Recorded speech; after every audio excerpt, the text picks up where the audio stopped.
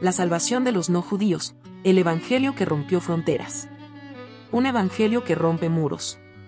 Imagina un mundo dividido por muros invisibles. Muros de cultura, de religión, de color de piel, de idioma, de estatus social. Muros que parecen imposibles de derribar. Así era el mundo en el que surgió el evangelio. En Jerusalén, los primeros discípulos de Jesús pensaban que la salvación era un asunto cerrado, reservado para un pueblo, para una tradición, para quienes cumplían las leyes y las costumbres. Pero Dios tenía un plan mucho más grande. La pregunta que resuena es esta: ¿puede Dios salvar a alguien que la religión considera indigno? ¿Puede la gracia cruzar fronteras que los hombres levantaron durante siglos? La respuesta bíblica es clara, poderosa y transformadora: sí, la salvación no tiene fronteras. Hoy vamos a recorrer juntos una de las historias más impactantes del libro de los Hechos, una historia que cambió para siempre la manera de entender a Dios. La salvación de los no judíos. Y veremos que lo que ocurrió hace 2000 años sigue siendo un mensaje urgente para nuestro tiempo. Porque todavía hoy hay muros que nos dividen, prejuicios que nos ciegan, etiquetas que excluyen. Pero Dios sigue diciendo: lo que yo he limpiado, no lo llames impuro. El contexto histórico y espiritual. Para entender la magnitud de esta historia, tenemos que viajar al corazón del pensamiento judío del primer siglo. Los judíos se sabían un pueblo elegido. Y era cierto, Dios los había escogido para ser un canal de bendición, para ser luz a las naciones. El problema fue que con el paso del tiempo, esa elección se convirtió en orgullo. En lugar de ser un puente hacia los demás, se transformaron en un muro que excluía.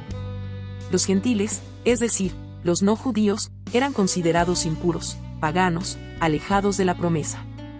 Incluso entrar en la casa de un gentil podía ser visto como una contaminación. Y comer con ellos era casi un sacrilegio. Así era de fuerte la barrera. Pero Dios ya había dado señales en el Antiguo Testamento de que su plan era mucho más grande. Isaías lo anunció con claridad: te he puesto por luz de las naciones, para que lleves mi salvación hasta los confines de la tierra. Isaías 49, 6. Los salmos hablaban de pueblos enteros que alabarían a Dios. Jonás fue enviado a Nínive, una ciudad gentil. Rahab, Ruth y otros nombres en la genealogía de Jesús ya mostraban que Dios no estaba limitado a un solo pueblo. El problema era que el corazón humano se aferra a las tradiciones más que a la voz de Dios. Los líderes religiosos estaban tan centrados en sus normas que no podían imaginar que Dios pudiera derribar esas barreras. Y no los juzguemos tan rápido, porque lo mismo nos pasa hoy. Nos aferramos a nuestra manera de pensar, a nuestras costumbres, a nuestros prejuicios. Nos cuesta aceptar que Dios pueda obrar en alguien que no encaje en nuestra caja. ¿Cuántas veces miramos por encima del hombro a alguien porque no vive como nosotros creemos correcto? Aquí es donde la historia se vuelve tan relevante, porque lo que Dios hizo en el primer siglo es lo mismo que quiere seguir haciendo hoy: romper muros. Cornelio, un centurión romano que buscaba a Dios. En Cesarea vivía un hombre llamado Cornelio. No era judío. Era un centurión romano, un oficial del ejército imperial. Representaba todo lo que los judíos despreciaban: poder extranjero, cultura pagana, idolatría. Pero Cornelio tenía algo diferente. El libro de los Hechos lo describe como un hombre piadoso, que oraba constantemente a Dios y daba limosnas generosamente. No era parte del pueblo de Israel, pero tenía hambre de Dios. Y aquí ocurre algo extraordinario: sus oraciones y sus actos de generosidad subieron como memorial delante de Dios. Esto rompe esquemas. Porque la religión judía diría: ese hombre no tiene derecho a acercarse a Dios. Pero Dios no mira etiquetas. Dios escucha corazones. Un ángel se le aparece a Cornelio y le da una instrucción clara: envía a buscar a un hombre llamado Pedro. Este detalle es impactante. Dios podría haberle revelado directamente el evangelio a Cornelio, pero decide usar a Pedro. ¿Por qué?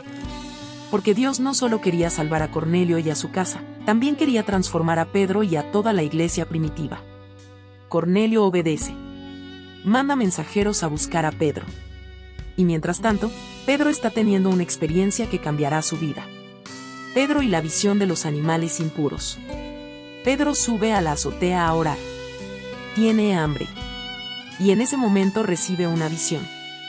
Ve un lienzo que desciende del cielo, lleno de animales impuros según la ley judía. Una voz le dice: levántate, Pedro, mata y come. Pedro se escandaliza. Señor, jamás he comido nada impuro o inmundo. Y la voz responde, lo que Dios ha limpiado, no lo llames impuro. Esto se repite 3 veces. Dios estaba derribando una muralla en el corazón de Pedro. Porque no se trataba solo de comida. Se trataba de personas. Dios le estaba diciendo, deja de llamar impuros a los que yo quiero salvar. Deja de mirar con desprecio a quienes yo quiero abrazar. Pedro queda desconcertado. Pero en ese instante llegan los mensajeros de Cornelio.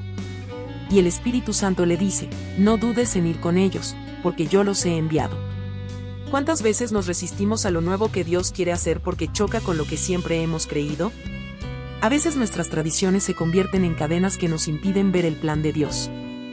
Dios le estaba mostrando a Pedro que la salvación no era propiedad privada de los judíos. Era un regalo para todo el mundo. El encuentro entre Pedro y Cornelio. Cuando Pedro entra en la casa de Cornelio, ocurre un choque cultural. Los judíos nunca entraban en la casa de un gentil.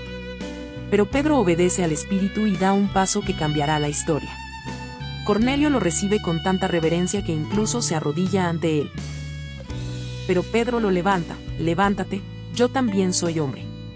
¡Qué lección tan poderosa! Pedro entendió que no había jerarquías delante de Dios. Todos somos iguales en necesidad de gracia. Pedro comienza a hablar y pronuncia una de las frases más revolucionarias de toda la Biblia. En verdad comprendo que Dios no hace acepción de personas, sino que en toda nación se agrada del que le teme y hace justicia. Hechos 10, 34-35. Mientras Pedro aún estaba predicando, ocurre lo inesperado. El Espíritu Santo desciende sobre todos los que escuchaban. Los gentiles comienzan a hablar en lenguas y a alabar a Dios, exactamente igual que en Pentecostés. Los judíos que acompañaban a Pedro quedaron asombrados. El Espíritu Santo había venido sobre los gentiles. Pedro entonces declara, ¿acaso puede alguien negar el agua para que sean bautizados estos que han recibido el Espíritu Santo lo mismo que nosotros? Fue un momento de quiebre. Dios había mostrado claramente que la salvación era para todos. Y aquí está la aplicación actual. Dios no espera a que tengas todo en orden para derramar su Espíritu sobre ti. No espera que cumplas una lista de requisitos religiosos. Cuando un corazón cree, Dios responde. La resistencia y el debate en Jerusalén. Lo que ocurrió en la casa de Cornelio fue tan sorprendente que no todos lo aceptaron fácilmente.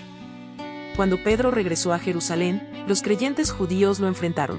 ¿Cómo entraste en casa de hombres incircuncisos y comiste con ellos? Era un escándalo. Para ellos, Pedro había roto las reglas más sagradas. Pedro les relata lo que había pasado, su visión, la instrucción del Espíritu, el encuentro con Cornelio y, sobre todo, la evidencia innegable de que el Espíritu Santo había descendido sobre los gentiles.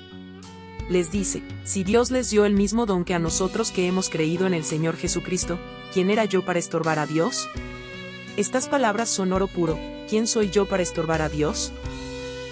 Una frase que deberíamos recordar todos los días. A veces, sin darnos cuenta, ponemos barreras donde Dios puso puertas abiertas. A veces complicamos lo que Dios ya hizo simple. Cuando escucharon esto, los creyentes guardaron silencio y glorificaron a Dios, diciendo, de manera que también a los gentiles ha dado Dios arrepentimiento para vida. Hechos 11:18. Fue un reconocimiento oficial de que la salvación no tenía fronteras. Pero la tensión no terminó ahí. Tiempo después, en el capítulo 15 de Hechos, surge una nueva controversia. Algunos decían que los gentiles debían circuncidarse y guardar la ley de Moisés para ser salvos. Era el gran debate, ¿es la fe suficiente o se necesita cumplir con la ley? El Concilio de Jerusalén se reunió. Fue una asamblea histórica. Pablo y Bernabé contaron cómo Dios estaba obrando entre los gentiles con milagros y conversiones. Pedro recordó lo sucedido con Cornelio. Y Santiago, el hermano de Jesús, citó a los profetas para demostrar que Dios siempre había planeado incluir a las naciones. La conclusión fue clara, no debemos poner carga sobre los gentiles que se convierten a Dios. Hechos 15:19. La salvación es por gracia, no por rituales. Este punto es vital hoy. Porque todavía cargamos a la gente con reglas, costumbres y requisitos humanos antes de aceptar que Dios los ama. Pero la iglesia primitiva entendió, Jesús es suficiente. La cruz es suficiente. La gracia es suficiente. Pablo, apóstol a los gentiles. Si Pedro fue el puente inicial, Pablo fue el misionero incansable que llevó el evangelio mucho más allá. Saulo de Tarso, el perseguidor convertido en apóstol, recibió un llamado directo de Jesús: te he puesto como luz para los gentiles, para que lleves salvación hasta lo último de la tierra. Hechos 13:47. Pablo entendió su misión. Mientras otros se enfocaban en predicar a los judíos, él se lanzó a predicar a los no judíos. Recorrió ciudades griegas y romanas: Filipos, Tesalónica, Atenas, Corinto, Efeso. En cada lugar encontraba resistencia, pero también corazones abiertos. En Atenas, rodeado de filósofos, habló del Dios desconocido. En Corinto predicó a comerciantes y esclavos. En Roma testificó delante de emperadores. Su mensaje siempre fue el mismo: Cristo murió y resucitó por todos. El choque cultural era enorme. Los judíos se aferraban a la ley, los griegos buscaban sabiduría, los romanos poder. Pero Pablo no se dejó intimidar. En 1 Corintios 1:23 lo resume así: nosotros predicamos a Cristo crucificado, para los judíos, tropezadero, y para los gentiles, locura, mas para los llamados, Cristo es poder de Dios y sabiduría de Dios. Lo extraordinario es que Pablo no solo predicaba con palabras. Formaba comunidades donde esclavos y libres, hombres y mujeres, judíos y gentiles se sentaban a la misma mesa. Era una revolución social. Hoy, Dios sigue levantando personas como Pablo que cruzan barreras culturales.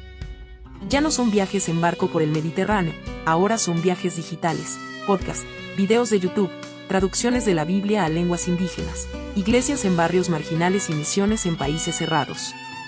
El Evangelio sigue cruzando fronteras. Salvación universal, el plan eterno de Dios. Lo que ocurrió en Hechos no fue un cambio de planes. Fue la continuación del plan eterno de Dios. Desde el principio, Él quiso que todas las naciones lo conocieran. Juan 3:16 lo declara con fuerza: de tal manera amó Dios al mundo, que ha dado a su Hijo unigénito, para que todo aquel que en Él cree no se pierda, mas tenga vida eterna. Efesios 2:14-16 explica que Cristo derribó el muro de separación, reconciliando a judíos y gentiles en un solo cuerpo. Ya no hay extranjeros ni advenedizos, sino conciudadanos de los santos. Y el Apocalipsis nos da la visión final. Una gran multitud que nadie podía contar, de todas las naciones, tribus, pueblos y lenguas, delante del trono y en la presencia del Cordero. Apocalipsis 7:9. Ese es el final de la historia, una iglesia multicolor, multinacional, unida por la sangre de Cristo. Este plan eterno sigue vigente hoy. Cuando alguien de un trasfondo completamente diferente a ti se encuentra con Jesús, estás viendo la mano de Dios cumpliendo lo que prometió. Piensa en esto: ¿qué sentirías si en el cielo te encuentras con personas que jamás imaginaste que estarían allí? Personas que quizá en la tierra despreciaste, ignoraste o incluso condenaste. Dios nos sorprende, porque su gracia siempre va más allá de nuestros límites. Aplicación práctica hoy. Ahora bien, ¿qué significa todo esto para nosotros en el presente? Significa que la iglesia no puede ser un club exclusivo. No podemos seguir construyendo muros que Dios ya derribó. Pregúntate: ¿quién excluyes sin darte cuenta? Quizá es alguien de otra religión. Quizá es alguien con un pasado oscuro. Quizá es alguien que piensa diferente a ti. Quizá es alguien de otra clase social. El mensaje de la salvación de los no judíos nos invita a abrir las puertas. A recibir con brazos abiertos a todo aquel que busca a Dios. A recordar que la gracia no es un privilegio de unos pocos, sino un regalo para todos. Y no solo a nivel iglesia, también a nivel personal. Porque a veces el muro no es hacia los demás, sino hacia nosotros mismos. Tal vez piensas que Dios no puede salvarte porque no eres lo suficientemente bueno. Tal vez crees que tu pasado te condena. Pero escucha esta verdad: si Dios derribó muros de siglos para alcanzar a los gentiles, también puede derribar los muros de culpa, vergüenza y miedo en tu vida. La salvación también es para ti. No importa de dónde vengas, lo que hayas hecho o cómo te sientas ahora. El mismo Espíritu Santo que descendió en la casa de Cornelio quiere llenar tu vida hoy. El Evangelio sin fronteras. La historia de la salvación de los no judíos nos recuerda que el Evangelio no tiene fronteras. Que la gracia no tiene pasaporte ni visa. Que Dios no hace acepción de personas. En un mundo dividido por razas, religiones, clases sociales y políticas, la cruz de Cristo se levanta como el gran puente que une a todos. Pedro lo dijo con claridad: lo que Dios ha limpiado, no lo llames impuro. Esa frase es un desafío. Porque a veces etiquetamos a las personas como indignas, pero Dios ya está trabajando en sus corazones. Hoy, tú y yo somos el resultado de esa apertura. Si el Evangelio se hubiera quedado solo en Jerusalén, nunca lo hubiéramos conocido. Pero porque alguien se atrevió a cruzar barreras, porque Pedro obedeció al Espíritu, porque Pablo predicó sin miedo, tú y yo podemos estar aquí celebrando la gracia de Dios. El Evangelio rompió muros hace 2000 años, y sigue rompiéndolos hoy. La pregunta es: ¿dejaremos que Dios nos use para derribar los muros que aún quedan en nuestro corazón, en nuestra iglesia y en nuestra sociedad?